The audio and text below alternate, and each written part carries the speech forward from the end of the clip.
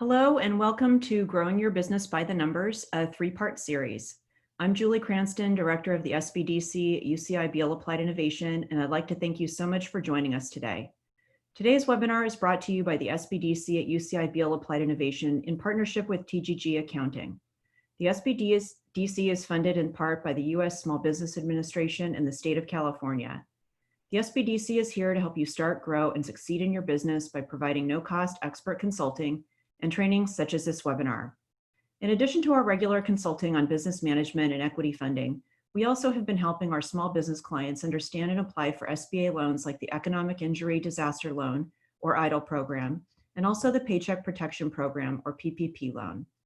We can also advise on how to administer these loans if you receive them, so make sure to reach out to us if you need assistance. We have a hotline set up and additional resources available. The hotline number is 1-800-616-7232. That's 1-800-616-7232. And if you're a tech or life science business, you can go straight to our intake form at sbdctech.org/contact. We also have a COVID-19 resource guide available at ociesmallbusiness.org, and we'll put all this information in the chat feature. A little housekeeping before we begin. Everyone is muted during the webinar. Tomorrow, the recorded webinar and a PDF copy of the slides will be sent to all participants. There will be Q&A at the end of the presentation, but please feel free to ask questions during the webinar by clicking on the Q&A box at the bottom of your screen. We may not get to everyone's questions, but we will do our best. If we don't get to your questions, please email hkhaled@fullerton.edu, and we will attempt to answer them and get back to you. Our program today will be presented by Matt Garrett, founder of TGG Accounting. Matt is an entrepreneur who found out about the power of proper accounting and excellent financial management through the sale of his previous two businesses, one unsuccessful and one extremely successful. He aims to share those lessons with people to empower them to achieve financial freedom and peace of mind. In 2006, Matt founded TGG, an outsourced accounting and business advisory firm. He started the firm to deliver financial information to small and mid-sized businesses to dramatically reduce the business failure rate. Matt is a regular speaker across the country on behalf of Vistage, educating business owners on the need for sound financial practices. He received his BS in Human and Organizational Development from Vanderbilt University. Matt, thank you so much for being here today. I will now turn the program over to you. Great, thank you very much, Julie and Hannah, and I appreciate the opportunity to be here. We're going to talk about the super sexy topic today of entity structure and entity formation for entrepreneurs and what you need to know about this. And what I'm actually going to do is actually give you some to-dos and some things to think about when it comes to entity structure. We're going to talk for about 35 minutes, and then it's going to be more interactive when you're taking your questions and answers so that hopefully we can tailor this to actionable items and takeaways that you can have to make your life better as you move forward in your business and with your business career. So again, thank you, Julie. Thank you, Hannah, for doing this. I am Matt Garrett. I'm the founder and CEO of TGG. We're an outsourced accounting firm. What we do is provide numbers to business owners so that they can make good decisions. And we're usually 40 to 60% cheaper than hiring full-time in-house. So that's the business we've built and the services that we provide. So let's just start to talk a little bit about what it means to be a business owner. Because to me, being a business owner is probably one of the most important things I've done in my life, next to being a father. And it's one of these things that I take a tremendous amount of pride in. I employ a lot of people, and that makes me feel really good because we've been able to create a structure, and with their help, I've been able to do something that I could never have done on my own. And so it's being able to take an idea, take a concept, having the courage to move out there and do something with it, employing people, building a team, really organizing folks together so that ultimately you end up doing something that's really impactful in the world. And for us, and for what it means to me is looking at this team and saying, all right, what are we really going out there and achieving? And this is a picture of me and my team. And for us, it's been about business failure rates. And I know that's sort of a negative way to look at it, but according to the Brookings Institute, 1 in 12 small businesses fail every single year. Only 50% will make it to year 5, and only 33% will actually make it to year 10. So this is a big problem in our country, and particularly now with everything that's going on with the economy and the world around us, there's a lot of uncertainty. And so what we want to do is be able to provide numbers that people can rely on. And what I take a ton of pride in is not just employing people, but that the work that we do serves a community. Because in the last 12 years, we've only had 4 businesses fail or go out of businesses out of 500 or so that we've worked with. And so that's a lot of pride. And when you're thinking about your business, think about what problems are you solving? What good are you doing? Because the mission has got to be greater than yourself. And the people that you bring in really make a big difference in ultimately how successful you are with that business. It's not just again, so we're going to talk about entity structure today, but I really want you to think about the entity structure as just an extension of the culture that you're really trying to build and really an extension of the mission that you're trying to do. And so for us, it's all about bringing in the right people, partnering with the right groups, and making sure that ultimately we figure out where we're going with this business and setting goals. So when you think about a business, the first thing that a business needs to start with is a vision. Where is this vision going?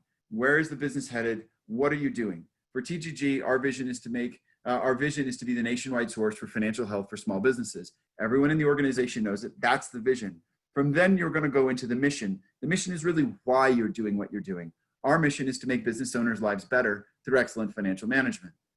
From there, you want to talk about strategy. How are we going into doing this? What's the strategy that we're going after? For us, it's really about expansion, but slow, steady expansion.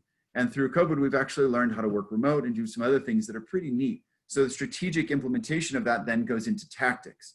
And then those tactics end up as results. And we measure those results and we go all the way back to strategy, adjust the strategy around and move. But the vision and mission should really never change. And that's what's so neat about a business and how you're setting up your goals for the future. So how does this do, or how does this work when you're thinking about business structures and setting up business structures? We've got all these different structures: C-Corps, S-Corps, LLCs, partnerships, sole proprietorships. Some of them have advantages. Some of them have disadvantages. Actually, all have advantages and disadvantages. But for you, I want to help you pick one today that's going to suit your business vision and mission, the two things that really never change in a business over the long haul.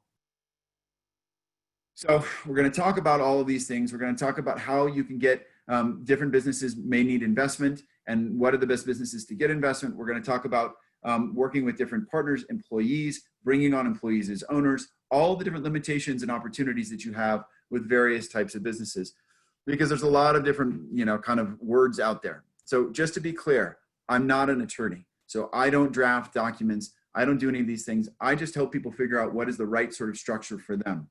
And the first thing that you want to think about is flexibility. The next thing you want to think about is control. Third thing you want to think about is taxes. The fourth thing you want to think about in all of these is liability protection. And the fifth thing you want to think about, I said flexibility, is investors. Do you need investors, and what kind of shareholders are you looking at in the future? So we're going to start with the basic C-Corp. This is the original sort of entity structure in our country, and it goes all the way back to the English system and the English feudal system, where they created this thing called an alter ego. And what that means is that your business is not you. And they created this typically when they were going and doing the privateering, and they would say, look, if the ship is lost and we have liability, I don't want personal liability. I don't want anybody to be able to come and get my stuff. And so they created this entity and them, and that's called an alter ego. And that's the term of law that really created the corporation. The first corporation we've had in this country really established lately is the C Corporation. And a C Corporation is a company. It requires a corporate document and it has shareholders. And the way that it works is effectively there are virtually no restrictions on any kind of shareholders. You can have different classes of stock. You can have voting, non-voting. You can have preferred stock. You can have common stock. You can have stock that pays a dividend. You can have stock that doesn't pay a dividend. It's pretty wide open as far as what you can do. The challenge with the C Corp is when it comes to taxes. So first start with flexibility and ownership, but then taxes. The tax problem is that on the federal level, it's got a 21% tax rate, but in California, it's got an extra 13% on top of that potentially, anywhere from 9 to 13. So if you get to that point, you're already paying 34, 33%. And then you want to take more money out of it as an owner, you have to take it out as a dividend because the C Corp is its own tax-paying entity. So now we're going to take the money out as a dividend. It's anywhere between 15 and 20% tax on that. Now you're up to paying anywhere from 45 to 55% tax. You've got double layers of tax. And it's even worse when you go to sell the company. Because if you go to sell the company, you're going to typically sell assets, and those assets are going to get sold. The company's going to have capital gains tax, and then it's going to have to give the money out to you as a shareholder, and you are again going to pay dividend tax on that. So whenever you hear the term double taxation inside of a C Corp, that's what people are talking about. Very important to understand that. So really, there's only three ways to get the money out of a C Corp. One, you can take it out as a loan. 2, you can take it out as a salary, which is always income taxed and has all of the payroll taxes associated with it. Or 3rd, you can end up taking dividends out of it, which are going to have dividend taxes on them. But here's the good news. With a C Corp, you can have as many partners as you want and any kinds of partners if you want. So if you're looking to get investors that are foreign investors or corporate investors that are coming from a corporation or a fund, something like that, a C Corp might be a good structure for you, and it's something to think about because some of the other structures are a little more limited. When it comes to liability, this was another big point that I was making about things that you need to think about when you're talking about corporate structure. The C Corporation has protection of liability for its shareholders. So this is great news because, again, you don't want to get personally sued if the corporation does something that's a little bit weird or that you get sued for. So that's the whole reason for setting these things up. The next type of entity we want to talk about is something called an S Corporation. An S Corporation is nothing more than a C Corporation with a tax election. So all of the liability protection that you get with a C Corporation is identical to the liability protection you get with an S Corporation, but it does have some differences. First and foremost, you're only allowed to have up to 100 shareholders. That's not a terrible limitation for most people unless you're going to go public. The real limitation comes in is that the shareholders have to be individuals and they have to be citizens of the US. So both of those are pretty big limitations if you're trying to get foreign investors or if you're trying to get funds to invest in an S Corporation. What's the good news though? The good news is there's only one layer of tax. Only one layer of tax. You still have the same stock certificates, you still have all the stuff you have, but you have only one layer of tax. So you're only paying tax like you would if you were into a partnership or an LLC, which we're going to get into here in just a second. So what's the good news in that? The good news there in an S Corporation is what you can do is you can limit the amount of salary you have to pay yourself. It has to be reasonable, but you don't have to pay yourself all the earnings out in salary because you don't have to worry about a double dividend tax. You can pull out what's called distributions. And when you pull out money on distributions, you don't pay any payroll taxes with it. And you're only paying income tax on the income that the S Corporation actually generates. So this is really important when you're taking money out of a business because an S Corporation, you can loan yourself money, but you don't have to. You can pay yourself payroll, but you only have to pay a reasonable salary. And the remainder of the money can come out as distributions. So you're really minimizing the tax. And in California, though, we do pay a net profits tax on S Corporations. And so that net profits tax is typically around 1% of net profits and something to consider as you're moving forward. And it's unique to S Corps. However, like I said, you really want to make sure that you're thinking through what kind of shareholders you want because you have to make sure that you've got the right structure to be able to take on investors if you want to. And typically investors are not going to be able to invest unless they're individuals inside of an S Corporation. Last but not least, though, I want to reiterate, an S Corporation is nothing more than a C Corporation from a liability standpoint. So liability is identical in an S Corp and a C Corp. The corporate documents are the same. All the maintenance of the documents is the same. By the way, all of these require annual maintenance, annual meetings, keep these things up. If you don't keep your corporate structures up, and this is a big warning, you want to write this down. If you do not keep your corporate structures up, you may have personal liability if something happens. You actually have to act like you have a corporation and treat it as though it is a separate entity from yourself. The next thing I want to talk about is an LLC. And LLCs are relatively new. They're only about 30 years old, 40 years old, believe it or not. And an LLC is the same thing essentially as a partnership and a C Corp if they crossed. So an LLC is almost the most flexible of all of these. There's really only one downside to an LLC, and I'm going to say it right up front. And the big downside to an LLC is that in California, we pay a gross receipts tax on LLCs. So up to about $12,000. So what that means is even if you're not profitable, you still might owe tax on your LLC on an annual basis. Now, that's the big negative. We got that out of the way. Let's talk about the positives of an LLC. In an LLC, you can have all sorts of different shareholders. The shareholders, however, in an LLC, just a technical term, are called members. This is important because it's different, because you can have two different classes of members. You can have regular members that are like regular shareholders. They don't really have a say in what's going on. And then in an LLC, you have managing members. And those managing members are members that actually do have a say of what's going on. But you do not have any maximum number of shareholders that you have to have. You can have different classes. You can treat them all differently. You can have preferred and non-preferred. Some can get preferred distributions over others, all of these sorts of things. And the great benefit of an LLC is that you can elect to be taxed just like a partnership or just like an S corporation, which means only one layer of tax. This is great news because, again, you can get away from some of those distribution and double taxation issues. However, this is important with an LLC. If you are an owner of an LLC and you are an active participant, you are going to be paying self-employment taxes on all of your share of the earnings inside of an LLC. So make sure you're mindful of that, because it's not just like an S corporation where you can take the distributions. If you're an active participant in an LLC, chances are you're going to have payroll taxes with it.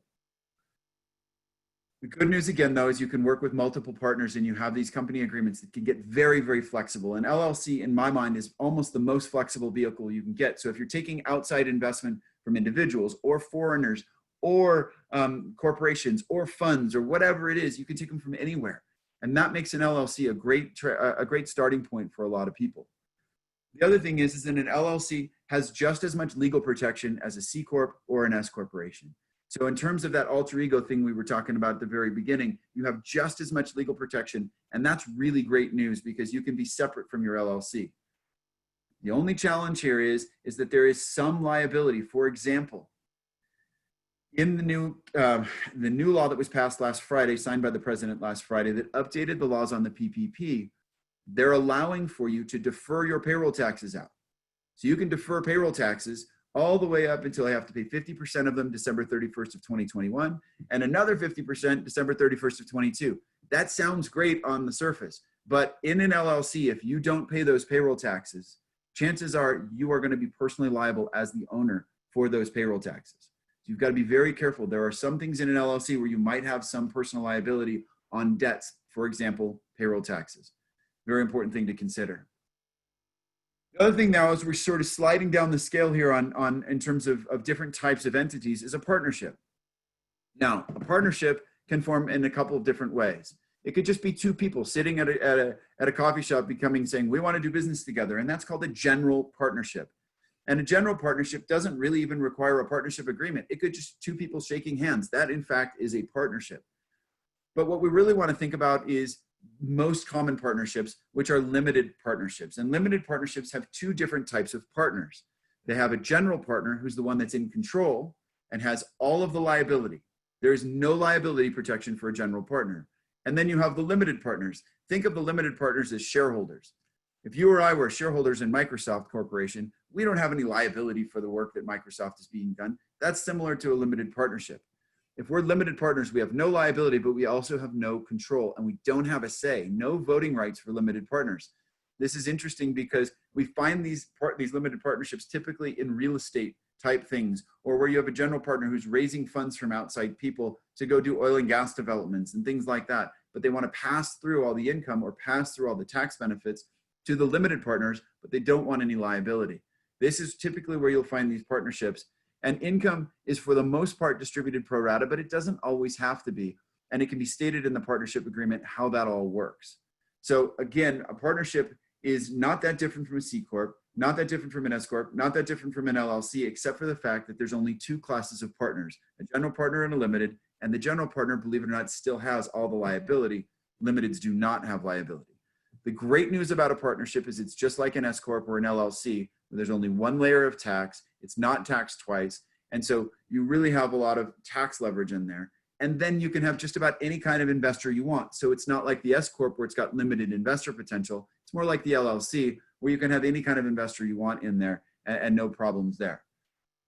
The last thing here that we're going to talk about as we go through this is a sole proprietorship. This is the last type of an entity. A sole proprietorship has no legal liability protections. So if you're a sole proprietorship, what you're doing is you're actually filing your taxes on a Schedule C. This is just an individual out there doing business. This could be a 1099 driving for Uber. It could also be someone who's actually setting up a legitimate business. The great news here is there is absolutely no distinction between yourself and your business for tax purposes. Everything goes on your Schedule C, but that means everything, all of your income is also subject to self-employment taxes. So you've got to be very careful because a sole proprietorship, if you're running a business as a sole proprietorship, you truly have full liability. And it's really just money in your pocket. So as you're walking through this thing, your business is going in, cash is coming in, cash is going out. That's all your cash. There's no wall, there's no alter ego there of the stuff that we talked about before. And what we found in some of this stuff, like with the PPP loans, people had a very hard time if they weren't taking a salary, showing that they had income so that they could qualify for these kinds of things. So you've got to be very careful. It's just a person, just an individual, no multiple owners, but also no legal protections. All right, now let's talk about this. You've got a pad and paper. I want you to write down, there's a handful of questions that I want you to ask yourself when you're starting to think about what type of an entity do I want? And the first question that has to be answered is, what is your vision? What is your goal? If your goal is to get a huge, huge business, grow extremely fast and go public, you probably want to be a C corporation, or maybe an LLC at the start that converts to a C corporation. Second thing that you want to think about when you're going through this, so past the vision, is what sort of legal liability do I have in my business? Chances are, if you've got a typical business, you do not want to be a sole proprietor. You want to have some alter ego. You want to have something set up that separates you from your business. So what sort of legal liability do I have? The third thing that you want to think about is, in the future, do I want partners or not? If I don't want partners, an S corporation might be a perfect setup for you. Even if you want partners, but they're going to be individuals that are here in the US and they're not going to be funds or other people, an S corporation might be for you. That's all stuff that you're thinking about as you're thinking about the S corporation. The next thing you want to think about is, how creative, how flexible do I want to get with my partners? If you want different levels of distribution, if you want different levels of preference, if you want different voting rights, if you want different, a lot of flexibility, you're either going to go that C Corp way, or if you want that pass-through tax status, you're going to go the LLC route. All of these things are then around flexibility. And finally, you want to think about taxes. Are you doing something that's going to generate income or maybe even a loss in the early years? Because if so, you really want to think about that pass-through tax status and not having that double layer of tax. Because as you're moving forward, again, even if they're losses, you want to be able to take them against maybe other income and offset other income you might have on your tax returns.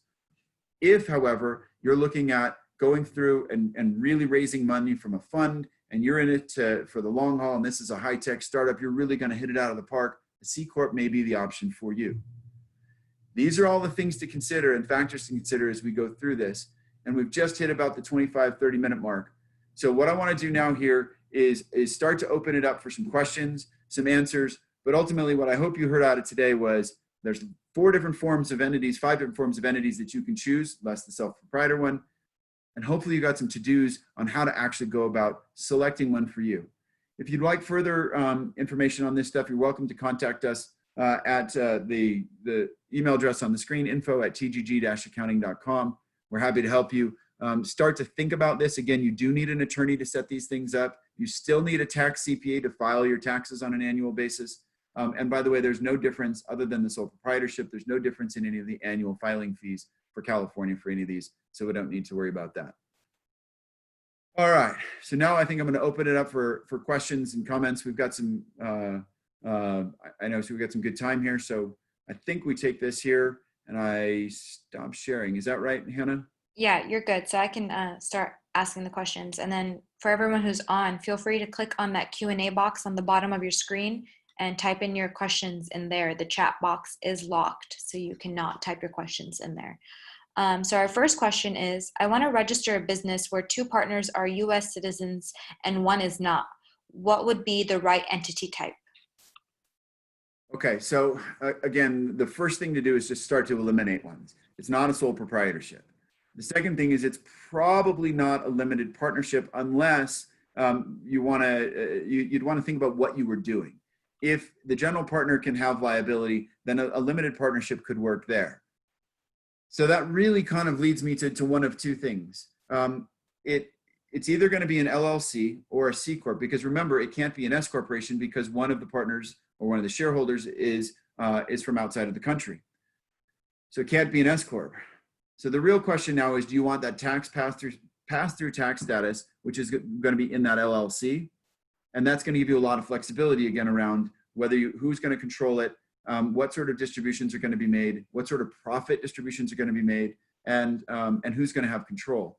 Or do you just want it in a C Corp where it's the majority of the shareholders control? Or you can set up different classes of stock and you don't care about that taxability.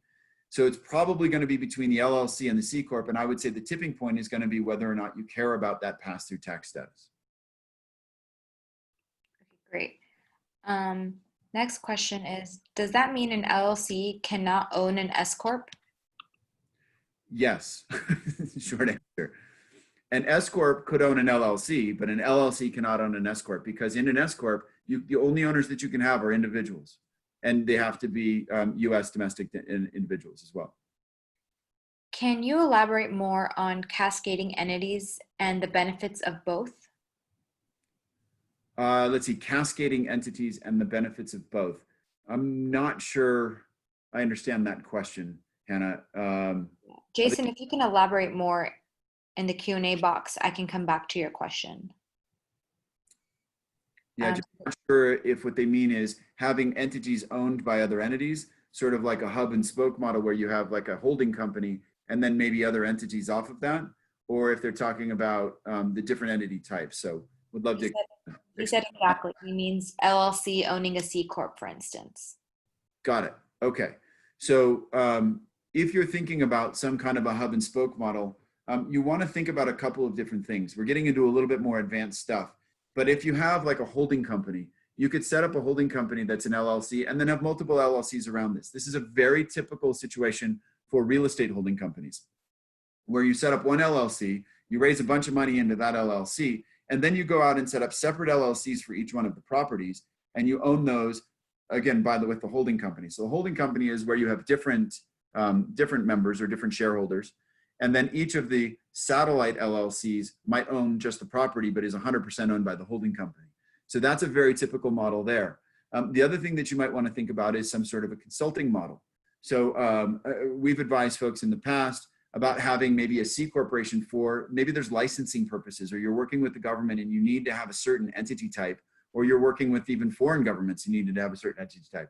So maybe you need a C corporation, but you don't want that C corporation not to have pass-through tax status. What you can do is you can set up a separate LLC over here or a separate S corporation, depending on who could own it, and you can pay the management fees over here. So you can take the profits from your C Corp, instead of having to pay them all out of salary, you can pay them over here as a consulting fee or a management fee to your management LLC or your management S Corp, and now get that pass-through tax status, but still be able to do everything that you need to do with the C Corp, whether it's licensure or requirements from the government, anything like that.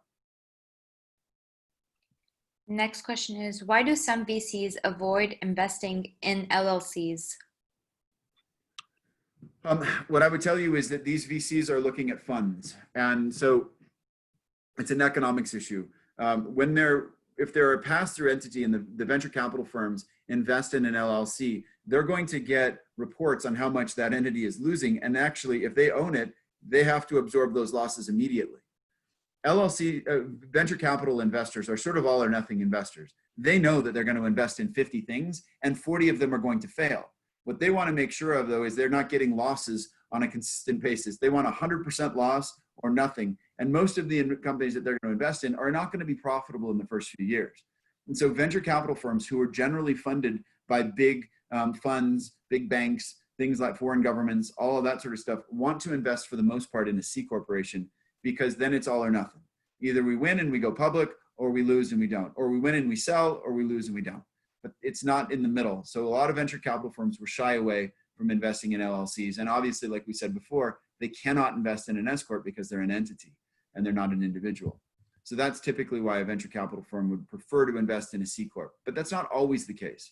In many cases, what we're suggesting for budding entrepreneurs, new businesses that are just starting up, is to set yourself up in an LLC. And then when you go out to get investment, tell them, look, I'm open to changing my investment, my corporate mix. If you want to go with a C Corp, we can very quickly shift to a C corporation without any real tax consequences, without any real problems.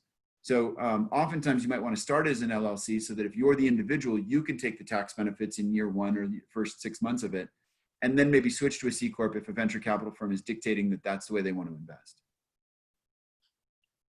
What's the advantage of forming a corporation in another state versus California? Does it matter where you do business? Got it.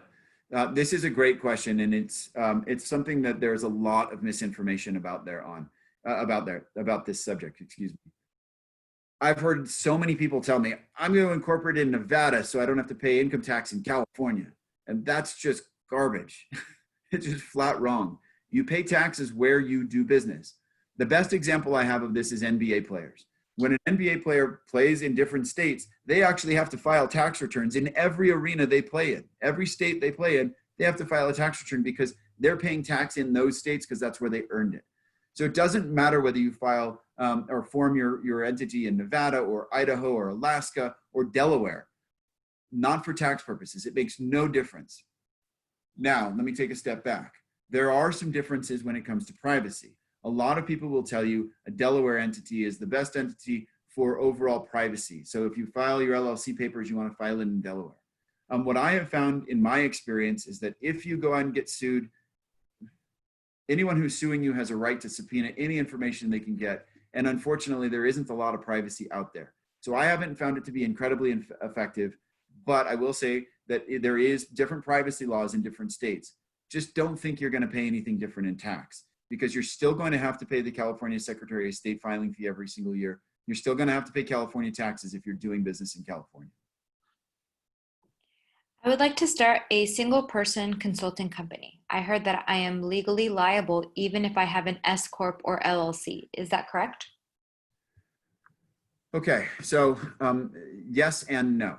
So let's talk about this, because if you're a person starting a consulting firm, I would suggest that you probably go with an S corporation, and that's going to give you the best tax status. It's also going to give you the liability protection of a C corporation, so that if the company does something, the company has liability.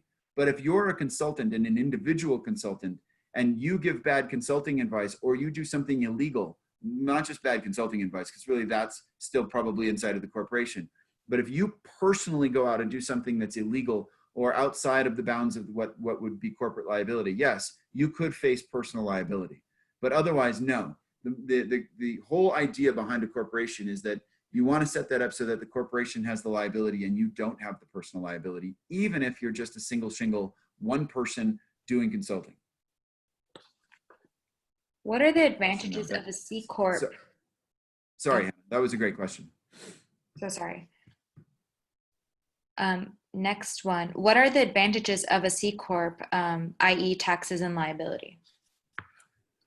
Okay, so there is no advantage from a liability standpoint. As I said, a C corporation and an S corporation are identical. In fact, they file the exact same corporate documents. They file the exact same tax return, except for the S election of the S Corp that allows the income to pass through to the shareholders so that the shareholders get what's called a K-1 and file their own tax returns with pass-through income.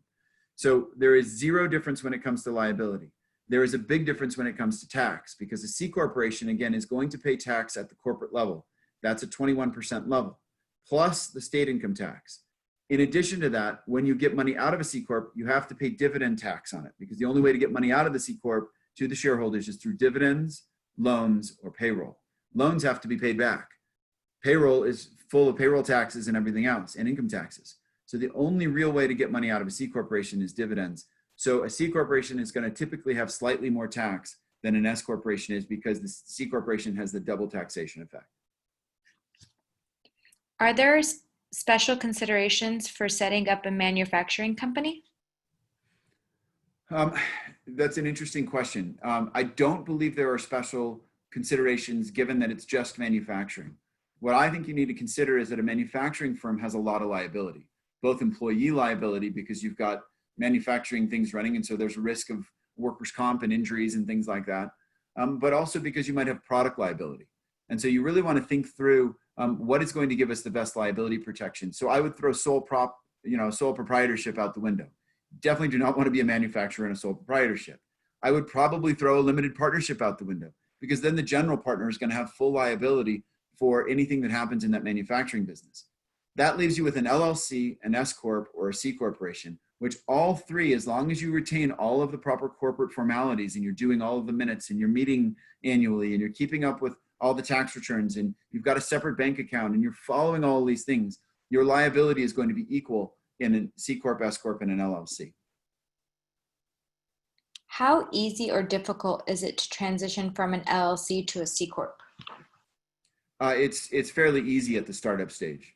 If you've had an LLC for a number of years, it can be difficult, because in an LLC, you're taxed on the income that flows through, but you also have to maintain something called a capital account. And this is a tax, really just a tax discussion. And so sometimes you might have a negative capital account or a positive capital account, and that could cause some tax issues as you move to a C-Corp. But if you're an LLC for a short period of time, what I was suggesting before, you're going to get venture capital investment, you're not going to have the same level of issues. And so, so it's not very hard to do it, but it's actually much more difficult to go from a C corporation to an LLC than it is to go from an LLC to a C corporation. Is there some benefit to establishing a tech company as a Delaware corporation? I reside in California and earn my income and pay taxes in California. Your previous response makes sense. Is there a separate rule for tech companies? There's no separate rule for tech companies. It's a good question. Most tech companies do actually register in Delaware, and that's primarily for the privacy reasons.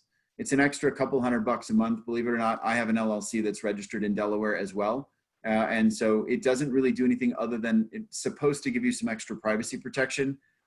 I personally have not found that to be the case, but there's no, again, I would really lean on an expert in Delaware privacy laws, but you're not going to get any benefit as far as taxation goes if you're doing business in California. It's the same as filing, and you still have to file with the Secretary of State. You still have to file your tax return in California. You still pay California taxes. None of that changes just because you have your entity organized in the state of Delaware. If an online company based in California and provides services virtually, would it still be tax liable for out-of-state clients? All right, so this is an interesting question, and one that is a pretty big gray area. This is something that Amazon, for example, has been fighting for years and years and years, because obviously they're doing business in all 50 states. And what a lot of these other states have said is, if you're doing business in my state, you owe me state income taxes. And I will tell you, technically, that's probably correct.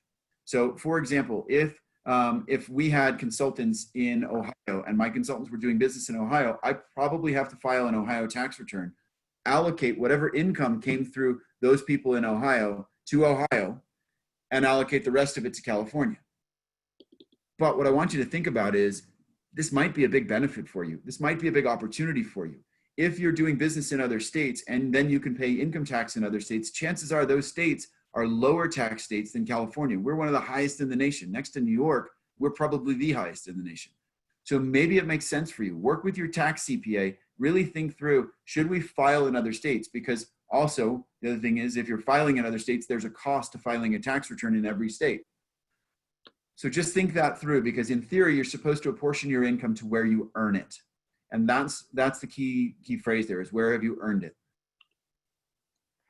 What is the difference between LLP and an LP? Virtually nothing. An LLP is a limited liability partnership, LLC is a limited liability company, and an LP is a limited partnership. As far as the taxation goes, an LP and an LLP are going to be identical, and an LLC is slightly different, just because in an LLC we call the shareholders members, in an LP we call the shareholders partners. In an LP and an LLP, you're going to have a general partner and a limited partner, and in LLCs, you're going to have managing members and non-managing members. But remember, in the LLC, the non-managing members have no liability, and neither do the managing members, who still have all the control and who have all the say. I have an LLC and planning on selling licensing agreement on my propriety process. Is it doable in an LLC structure? Absolutely. It's very doable in an LLC structure. The only thing that I would want you to think about is, if you're setting up a licensing deal, it sounds like if you have multiple shareholders, an LLC might be the way to go, or if you have foreign shareholders. Otherwise, you might want to consider it as an S Corp. Because remember, in California, this LLC has this gross receipts tax. So regardless of whether you make any profit on it, you're going to end up, if you're in licensing, you're going to have revenue. So regardless of whether you make a profit on that, you're going to owe tax in California if you're an LLC. Whereas as in an S Corp, you're only going to pay tax if you actually have profits. And so those are a couple of considerations when you're thinking about setting up either an LLC or an S Corp in a licensing deal. You mentioned that there is a lot of flexibility in using an LLC to make agreements with fellow members. What creative types of profit sharing and other types of agreements have you seen in LLCs? This is a great question. This is as creative as you want to be. It truly is. It's unbelievable. So I was just I am working on a transaction right now for a client of ours who is trying to bring in investment for their business. They are coming in with about $100 million valuation and trying to figure out how we're going to do this. And what we've done in this LLC structure is an individual's coming in and putting money in, and they're going to get, just by way of example, they're going to get the first $1 million worth of profits. After that, for the next $1 million worth of profits, it's going to be split 75% to the investor, 25% to the existing shareholders. After that, the next 5 million of profits is going to be split 50-50. And after that, it's going to be pro rata. And in this particular case, they're putting in $5 million and they're getting a 5% interest. So even though they're only getting a 5% equity interest in the business, they're taking 100% of the first profits, 75% of the second tranche, and 50% of the third before they get into their pro rata. So they're getting a rate of return before they get back into their sort of typical ownership structure. So in an LLC, very similar to a C corporation, you can get as creative as you want. It can get really crazy. And the good side of that is if you have investors, you can really start to align risk with payments and payment terms. And that'll give you a lot more flexibility in attracting capital. I'm looking to form a LLC tech company registered in California. I am expecting some seed funding, could be a person or a company. Would I still what is the benefit of LLC versus another entity type? So great, again, another good question. The benefit of the LLC is the pass-through taxation, because in this particular case, you're a tech company, you're going to take on multiple investors, and probably an investor, from a fund. You're going to want to make sure that you're either an LLC or a C corporation. And the LLC benefit versus the C corporation, again, is the pass-through tax status. So if that's important to your investor, you'll want to go that direction. If it's not, you'll want to think about maybe a C corporation. If I choose an entity type today, what is the ability to change it later? i.e. LLC today, convert to a C Corp in 5 years from now. So if you're an LLC today and you want to convert to a C Corp later, that's not that difficult. Okay, you do need a good tax lawyer, you do need a good tax CPA, and you need to plan it out at least a year in advance so that you make sure you don't get any tax traps that might be sitting there. If you're going from a C corporation, however, to an LLC, that can be much more difficult. And you really want to think about how you're doing this. So entity structure matters. It really does matter. And if you want to think about it, like I said, the first thing you want to think about is the vision for the organization. Are you going to have multiple shareholders in the future? And is it possible that some of them could be funds or foreign investors, things like that? Because if so, you're really limiting yourself to either the LLC or the C corporation. If not, an S corporation is probably the best situation overall for most businesses that aren't going to be doing that. So the first thing to think about is, what is your vision? What is your business plan for the future? And where are you headed? And then start to sort of outline it from there. How can you get money out of an LLC elected as a sole proprietor that is not profits without commingling funds? Okay, so if an LLC has a single shareholder, which again is called a single member LLC, because a member in a shareholder in an LLC is called a member. So if you have what's called a single member LLC, it's treated as a non-entity for tax purposes, meaning you're going to file all of your taxes on Schedule C of your tax return, just as if you were a sole proprietorship. But you do get the legal liability protections of an LLC. The problem is you're getting pass-through tax status, and then all of your income is getting hit on your Schedule C with all of those payroll taxes. So you really want to be mindful as you're setting up those single member LLCs that you're really just setting up a sole proprietorship with a little bit of a legal bubble around you. But it's truly just a sole proprietorship with that legal liability protection of an LLC. Have you ever used or seen the use of profit sharing for non-owner officers to attract/keep talent? Absolutely. Absolutely. We do it in our firm. And I think a profit sharing type plan works great. Now there's two different types. You can do what's called a qualified profit sharing plan, which is similar to an add-on to a 401k, where it's tax deductible to the business and non-taxable to the employee when they get it, but it's like an IRA or a 401k that it's taxable when they take it out as income. That is what's called a qualified plan and a qualified profit sharing plan. And in order to do those, you're really going to set up a percentage that you're going to give to your employees based on their salary, based on the profits that you make. But don't feel limited to those. If you're going to set up kind of some sort of profit sharing plan, you can also set up a profit sharing plan that says, hey, if we make $100, I'm going to give $20 to my employees and I'm going to allocate it 1, 2, 3, 4. No rules necessarily other than what you want. And you can set up incentive-based plans. I'm a huge believer on setting job descriptions by outcome. And when people hit those outcomes and when the company as a whole succeeds, When the team is really winning, you want to share those winnings with everybody around you. And so a profit sharing plan setup is incredibly valuable for any number of different organizations to motivate employees to all work together and achieve the mission of the organization. Is husband and wife owners considered single member LLC? Not if they own it separately and file separate tax returns. All right. Yes. Sorry, go ahead. No, that's it. Pretty simple. All right, those are all the questions I have. Oh, wait, another one just popped up. This is a follow-up to the question before last, I believe. For tax reasons, there is no difference since all income is taxed. I can't write myself a check to get out the money I injected into the company, as that would be commingling funds. Is there a way to take back some of my cash injection into the LLC and get around the taxes? So this is something that a lot of people get confused about. When you put money into an LLC, it's called a contribution. When you take money out of LLCs, it's called a distribution. When the LLC earns money, it's called income. That income gets passed through to the members. Those are all three different things. So you can put $100 into an LLC, take $100 out, and have no tax consequences whatsoever.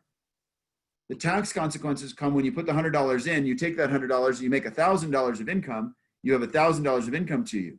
You can take that full $1,000 out. You could also take $1,000 plus the 100 you originally took out. You would only be taxed on the income.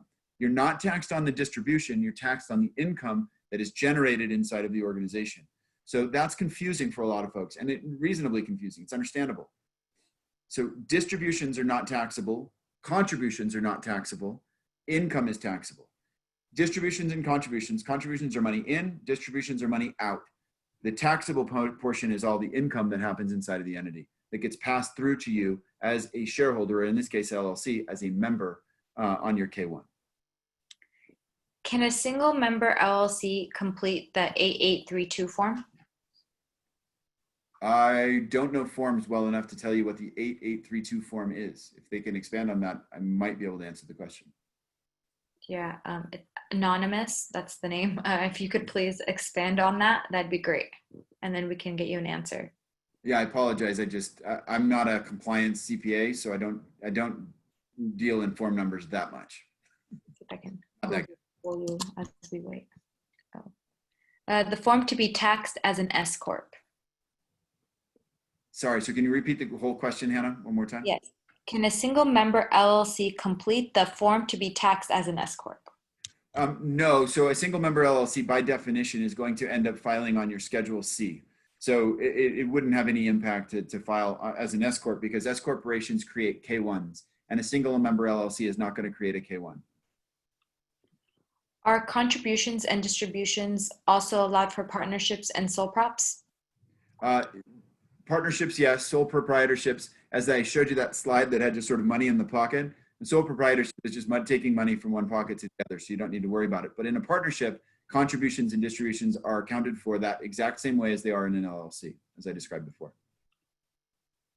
Can you please differentiate LLC and S Corp? Yeah, so the primary difference between an LLC and an S corporation is going to be flexibility and type of shareholders. So in an S corporation, remember, you can only have up to 100 shareholders, and they have to be US residents, US domestic citizens, and they can't have to be individuals. They can't be entities. In an LLC, you have all kinds of flexibility. You can have any kind of owners you want. You can have any of the sort of investors you want, funds, people from outside of the US, inside of the US, all the rest of that stuff. And in an S corporation, you can only have one class of stock.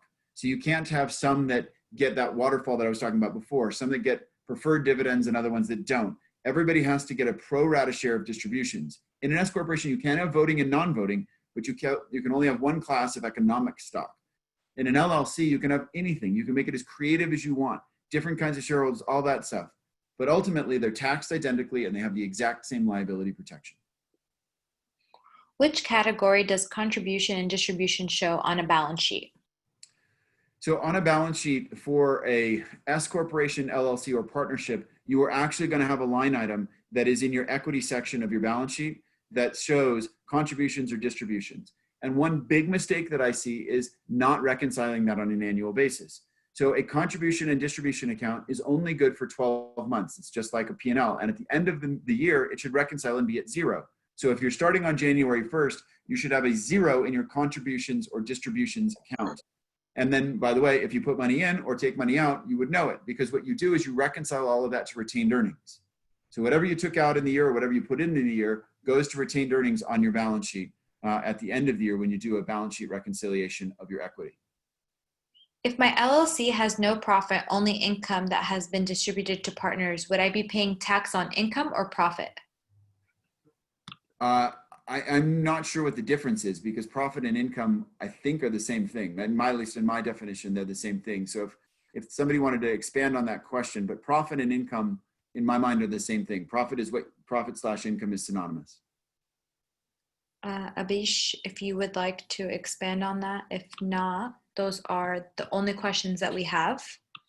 But I'll give her a few seconds to see if she'll or he will. Yeah, because I think, again, in a pass-through entity, you are taxed on the profit or the income that entity generates and your percentage ownership of it. All right. In the meantime, we have another question. Does contribution different from owner's equity? Yes and no. So contributions and distributions are one component that makes up total owner's equity. If you can imagine, on a balance sheet, you have the stuff you own, those are your assets, minus the stuff you owe, gets your total owner's equity. But what about distributions? What if you took money out? If you took money out, that's obviously going to lower your owner's equity. So that's where they work together.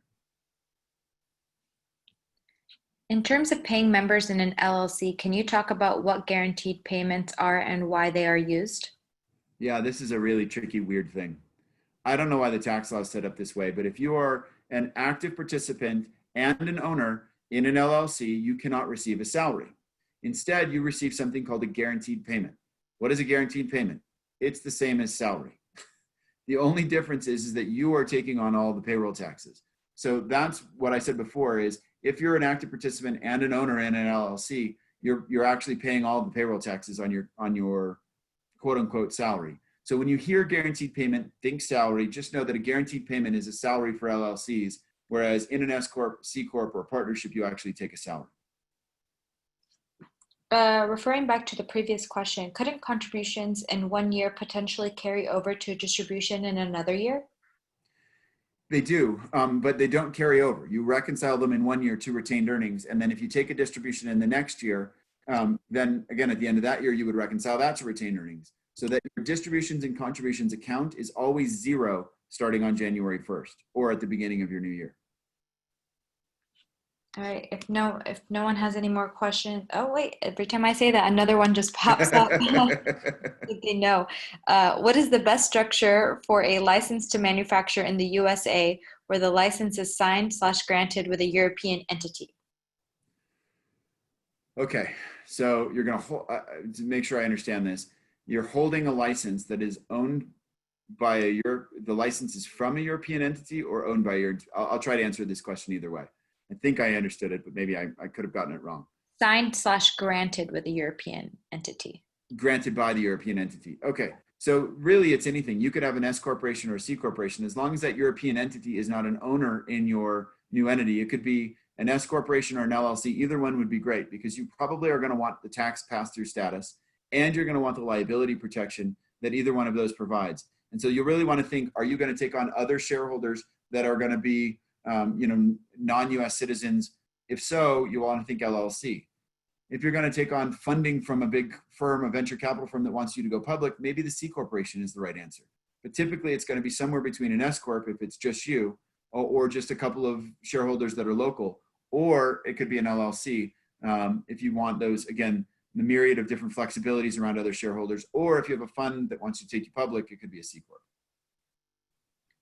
When you talked about guaranteed payment and the owner pays all the payroll taxes, does that mean they are paying 2 times Social Security contributions, which is normally paid half by corporation and half by the employee? That's exactly what it means. Yeah, that's exactly what it means, because in guaranteed payments, you don't withhold any taxes. All the taxes are the responsibility of the recipient. And so that is exactly what it means. All right. I think this is it. Nope, I'm Nope. wrong.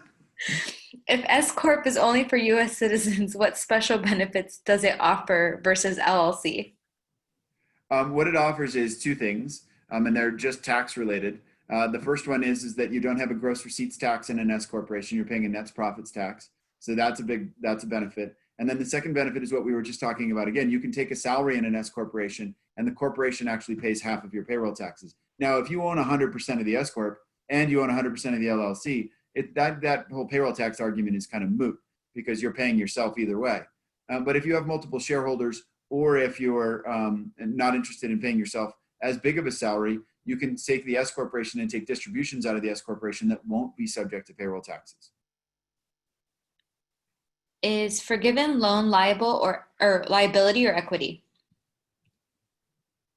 Is forgiven loan liability or equity? So if you put, I'm gonna take this a couple different ways. If somebody gives you a loan to your business and that loan is forgiven, that loan goes from a liability to income. It actually turns into income and it's taxable income. If that loan was from the shareholder and that loan was forgiven, it's still taxable income, but you might as well distribute it out to the shareholder if it's a single owner type of an entity. So forgiveness of debt is always going to be income to the entity that is being forgiven. How could you open a social enterprise business that is looking to supply technology to charity organizations in underdeveloped countries? So I love the mission. And I think, again, as I said at the very beginning of this, I believe that every business should have a social mission and should be doing something good for the world and should be having a benefit for the world because that's why people will pay you for it. But in this particular case, it's really the same as I would look at any other entity selection. It's you're going to get the same liability protection. You're not going to be a sole proprietorship. So you're talking about a partnership, probably not a limited partnership, because if you're doing a lot of this work, there could be liability by going internationally and doing things like that. So it's probably an LLC, S Corp, or a C Corp. And again, you're just going to want to think through what kind of different shareholder owners are we going to have? And really, what is the overall liability? What is the long-term vision for the organization so that you're thoughtful about funding and all the rest of that stuff. But whether you're a socially beneficial enterprise or not, whether you're a nonprofit or not, which we didn't talk about nonprofit entities, which are 501c3 corporations, your organization has to be profitable. At some point in time, profitable entities are what continue to be going entities. How could you, sorry, that was the same question. Can you repeat how tax will be paid for in an LLC? Taxes in an LLC so if you have a multi-member LLC, if a single member LLC, again, you're paying your taxes on your Schedule C. Multiple members, which means multiple owners, they're going to get what's called a K1. And that K1 comes through and it shows your percentage of income and how much income you get. And that's what you put on your Schedule E of your tax return if you're the owner. What is the maximum amount I can donate that is treated as a tax deduction? I would check with your CPA because it's dependent on your income levels. But in a corporation, you want tax deductions are treated the same as they are for individuals. Well, in anything other than a C corporation. In a C corporation, you're going to want to think about whether it's a marketing contribution or whether it's a true charitable contribution. And again, I would go to your tax CPA to try to figure out what kind of a deduction you can get. All right, that's all of them. I promise. Well, thank you so much. Thank you so much, Matt. That was a great rapid fire Q&A. We had a lot of folks chiming in there. So thank you so much. And you can see the information at tggaccounting.com. Feel free to contact TGG for any other assistance or extra questions if you think of them later. Thanks everyone for joining us for today's webinar, especially thanks Matt and TGG Accounting for your support and partnership. Again, all the everyone who's listening will receive the recording and slides tomorrow via email. We'll also plan to present additional webinars on topics of interest to tech startups in the coming weeks. And we have one more installment in this series next week, same time, same channel with Joe Johnston coming back. If you need immediate assistance with anything accounting related, please contact TGG. If you need assistance with loans or funding or anything related to small business, feel free to contact the SBDC. You can see in the chat, our hotline is 1-800-616-7232. And to get one-on-one consulting with your tech or life science business, you can contact us at sbdctech.org/contact or .com. Either one works. So if you have any other questions, please email Hannah at hkhaled@fullerton.edu. We're here to help you and your business make it through this crisis. So thank you so much for joining us. Stay safe and healthy. Thanks, everybody.